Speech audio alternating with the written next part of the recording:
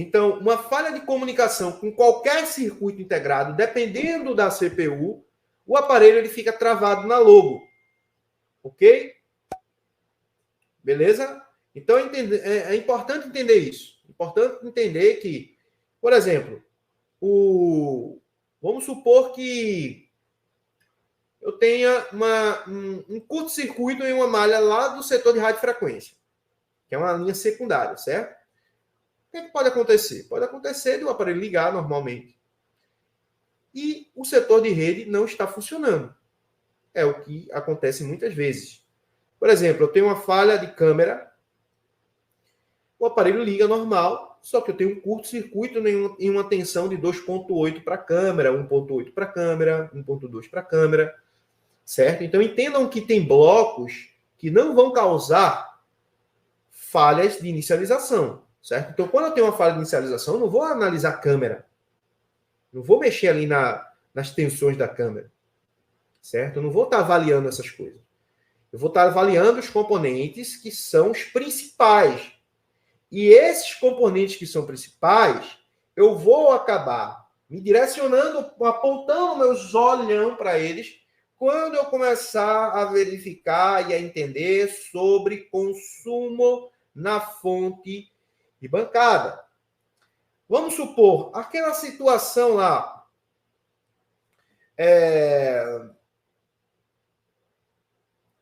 vamos supor, aqui eu tenho 4 volts e eu pressiono o power, o aparelho ele vai até 10 mA, depois ele, zero. O aparelho vai até 10 mA e cai para zero. Só um exemplo do que eu quero falar aqui, do que eu vou acabar falando aí no resto da live, certo? Quando eu tenho esse comportamento, galera, o que dá para entender aqui? É que a minha CPU não está funcionando, certo? Quando o consumo é muito baixo, a minha CPU não está funcionando. Ah, então eu descobri o problema. O problema é na CPU. Pode ser na CPU, só que na grande maioria, 90% dos casos, o problema está relacionado a outros componentes e a outras situações. Então, pelo fato de uma CPU não estar funcionando, não quer dizer que ela está danificada. Às vezes a CPU apenas não está recebendo tensão correta para funcionar. Às vezes aquela CPU não está recebendo, né, não está conseguindo, né, se comunicar com um determinado componente para fazer uma atividade ao qual ele precisa para startar. Então, por conta disso, o aparelho pode consumir pouquinho e cair para zero. Certo? Se eu tenho um PMIC que ele não está energizando a minha CPU, eu posso ter um consumo de 10, 20 mA e o aparelho cair para zero. Ok?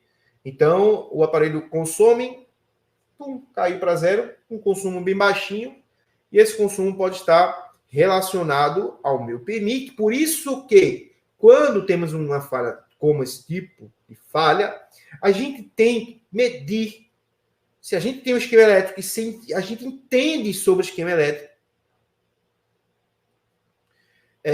a gente precisa, né, medir.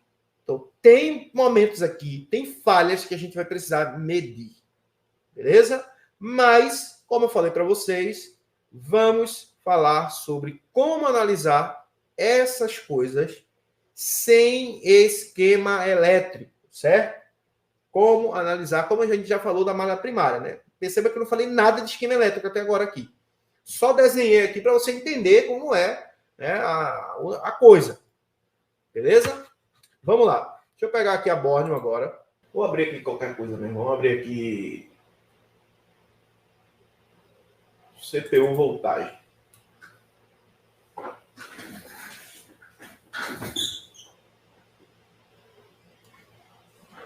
Então, pessoal, aqui eu estou com a placa do A12.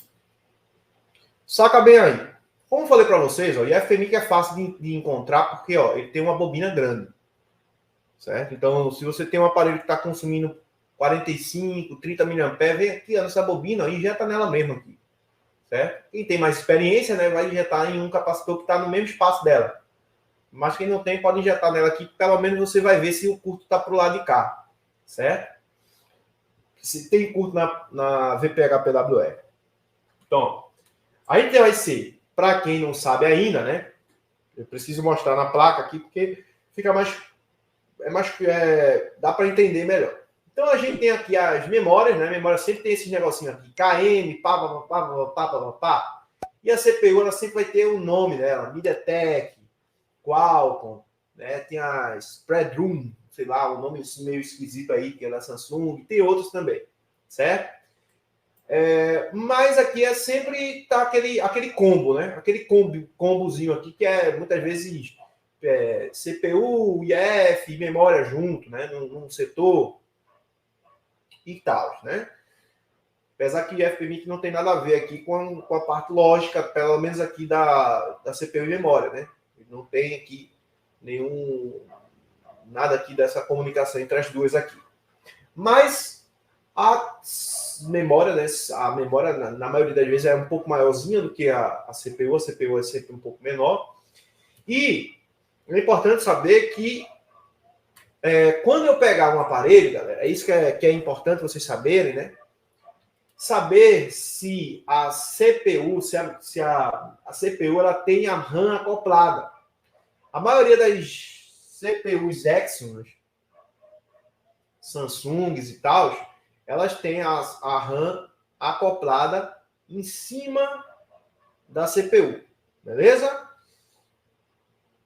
Em alguns outros aparelhos, a RAM pode vir dentro da CPU, né, no mesmo encapsulamento, como também pode vir, se a memória for eMCP, pode vir aqui, ó, acoplada na parte de baixo, né, a memória RAM, na parte de baixo do encapsulamento da memória, certo? Então, quando eu mostro aqui, né, no iPad, a RAM, quando eu falo sobre RAM aqui no iPad,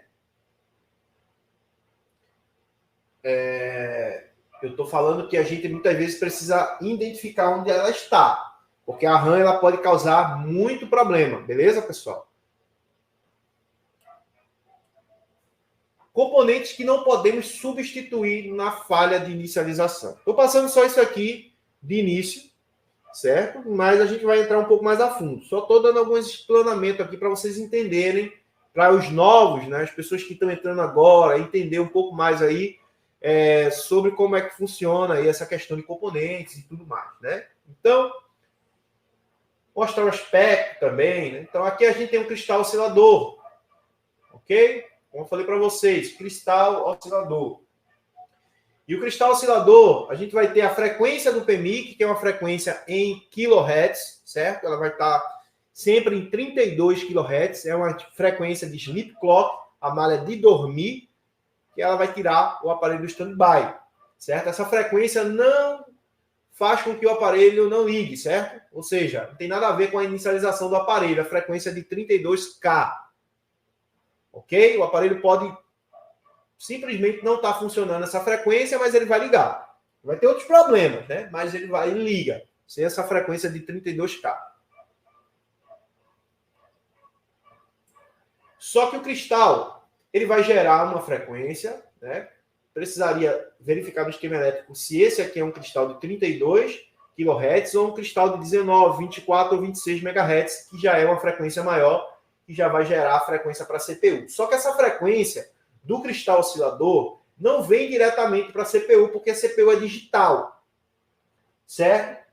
Então a CPU ela não vai receber essa frequência analógica aqui diretamente do cristal. Ela vai entrar no PMIC, o PMIC gerencia essa frequência, vai sair uma frequência aqui digital aqui para a CPU para que ela funcione. Então, na ausência da frequência da CPU, o aparelho não liga, o consumo é baixo. Certo? Pode ser a mesma coisa da falha de energização que eu acabei falando anteriormente.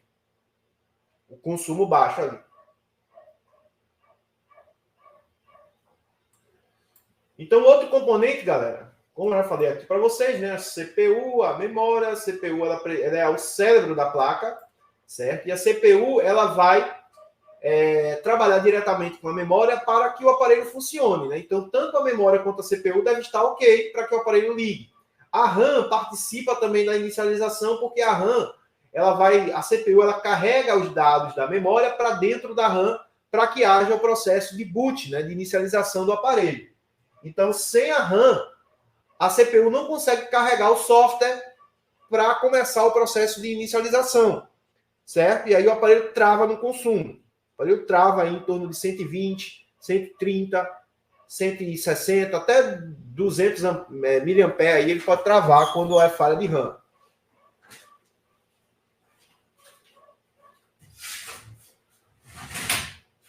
Já ouvi, né, relatos até de amigos que o aparelho travou aí em 300, 200, depende muito aí da própria arquitetura da placa, né? Mas na maioria aí, pessoal, 90%, até 200 mAh falha de RAM.